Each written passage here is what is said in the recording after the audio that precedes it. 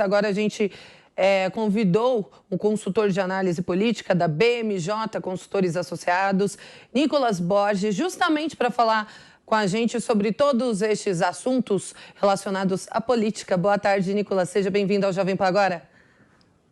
Boa tarde, Kalina, tudo bem? Boa tarde aos nossos ouvintes. Excelentes aportações aí do Levi. Acho que, além disso, acrescentar algumas coisas, né, que essa live do presidente Jair Bolsonaro, ela vem em um momento muito estratégico, já que, como o Levi havia mencionado anteriormente, tem encontrado uma certa resistência dentro do Congresso Nacional, principalmente porque, recentemente, as principais lideranças aí do Centrão, que é um grupo que ocupa aí significativamente a base política do governo, já se manifestou contra também essa proposta de viabilizar a questão do voto impresso, né? Então, com o Centrão recuando nesse sentido dessa estratégia do presidente Jair Bolsonaro, o Palácio do Planalto ele tem duas estratégias agora, e a live ela deixou isso muito claro para a gente.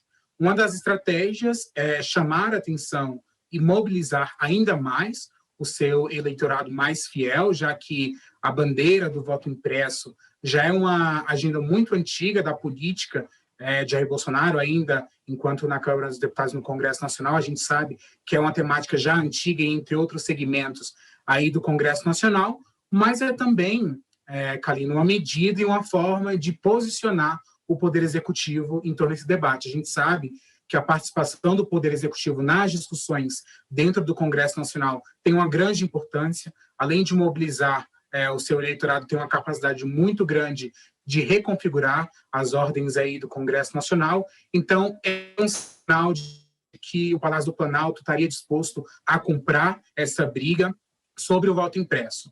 No entanto, além dessas discussões, Kalina, sobre a viabilidade do voto impresso ou não, o que a gente tem que ter em mente é que o projeto atualmente ele vem sendo discutido em formato de uma proposta de emenda constitucional, uma PEC. E para que o voto impresso, que está, né, no escopo da PEC 135, seja viabilizado para as eleições do próximo ano, tanto a Câmara quanto o Senado Federal precisam terminar de votar essa PEC até 2 de outubro desse ano, ou seja, um ano antes das eleições para o próximo ano. O que para muitos analistas políticos a gente vê como um cenário um pouco inviável, considerando que as tramitações e as discussões de uma PEC, ela tem um processo extremamente burocrático dentro do Congresso Nacional. Então, a gente tem essa questão da insatisfação política, como o Levi ele vinha trazendo para a gente vai esbarrar também nessas questões burocráticas do processo legislativo, e como a gente vem observando até então, ainda é uma matéria muito sensível aí entre os demais poderes. O Poder Judiciário deve continuar batendo na tecla de que é impossível viabilizar essa questão do voto impresso para as próximas eleições, já que, como o Levi abordou, a questão do voto impresso não é necessariamente o eleitor chegar lá na urna e fazer como nos Estados Unidos, colocar no papelzinho em quem ele votou, como acontece no México, também não. Mais ou menos imprimir o voto que ele, né, as pessoas em quem ele votou, e seria depositado em uma urna secreta, que seria somente acionada em casos de algum candidato alegar, por exemplo, fraude em alguma urna eletrônica, enfim, né? Então é necessariamente essa questão para que o voto ele seja auditável, mas que seja apenas uma recorrência em casos extraordinários. E a gente também, né, o que a gente tem que pensar, além de tudo isso, sobre essas questões de que é sim necessário a gente debater sobre o fortalecimento do nosso sistema eleitoral.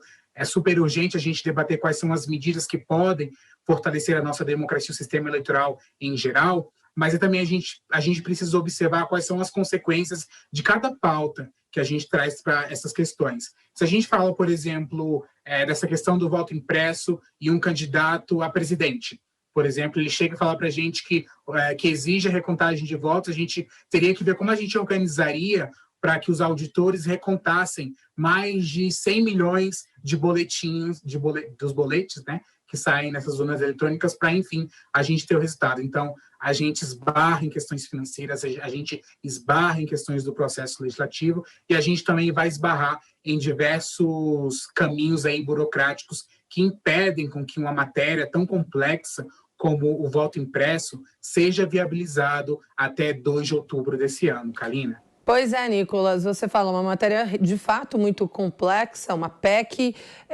pouco provável que seja viável de ser implementada até 2022. E a depender dos resultados das eleições, o que você enxerga que pode acontecer, tanto por parte de manifestação dos candidatos e da população? Porque toda essa discussão causou uma perda de credibilidade, talvez, no nosso processo eleitoral por grande parte da população. Como que pode ser o pós-eleições 2022, ainda com o sistema eletrônico do jeito que é? Com certeza, Kalina. Eu acho que no curto, médio prazo, que a gente já pode esperar é que as eleições, o debate sobre as eleições do próximo ano ainda se mantenham nesse nível de uma alta polarização, como todos os campos ideológicos já estão apontando que será uma disputa bastante polarizada, né?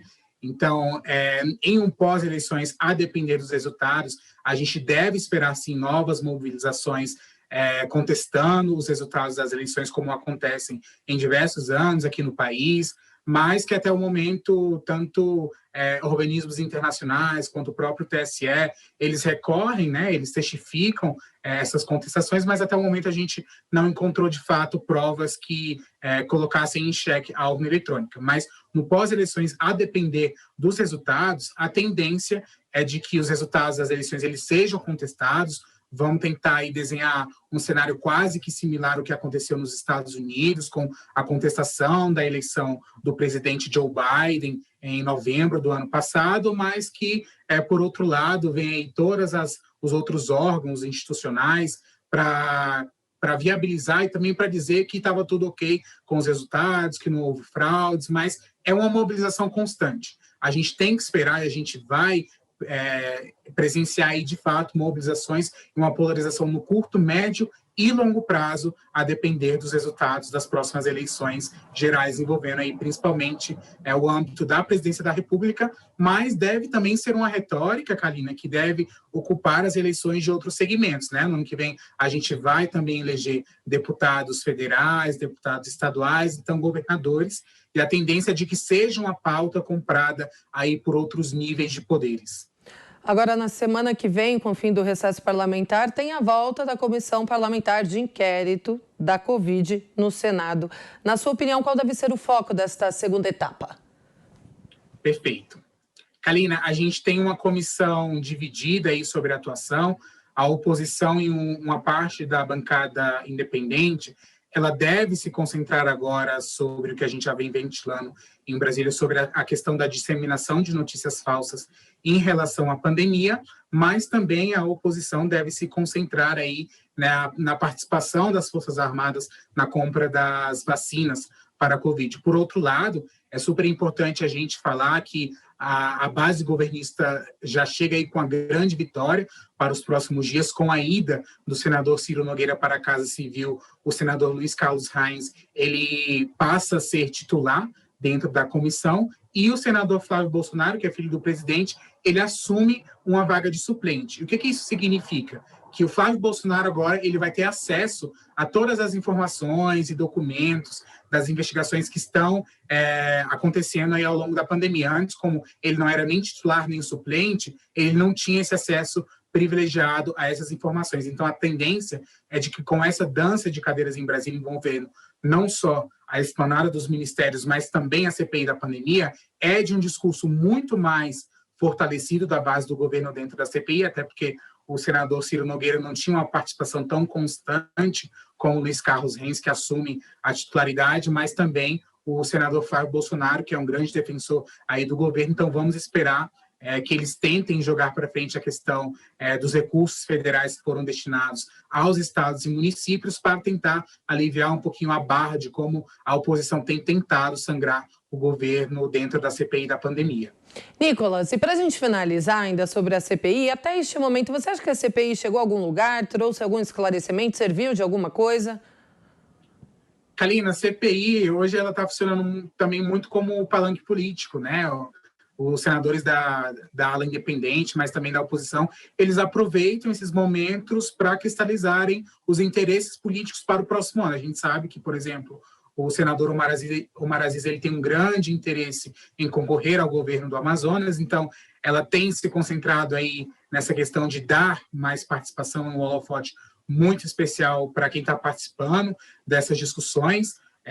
O senador Omar Aziz falou que já existem indícios, por exemplo, sobre a questão do gabinete paralelo, mas são coisas que são apenas ventiladas. Até o momento, não foram apresentadas resultados concretos de todas as investigações que estão em decorrência dentro da CPI da pandemia, e isso vai requerer um maior esforço aí tanto do G7, né, como é conhecido a oposição e os senadores independentes, para tentar chegar ao que eles realmente querem, né, até porque a base do governo e os principais depoentes que têm uma ligação muito forte com o governo, eles têm, de uma certa forma, desestabilizado algumas estratégias aí da base da oposição. Obrigada, Nicolas, pela entrevista, pelos esclarecimentos. Excelente fim de semana para você. Obrigado, Kalina, para vocês também. Um ótimo final de semana.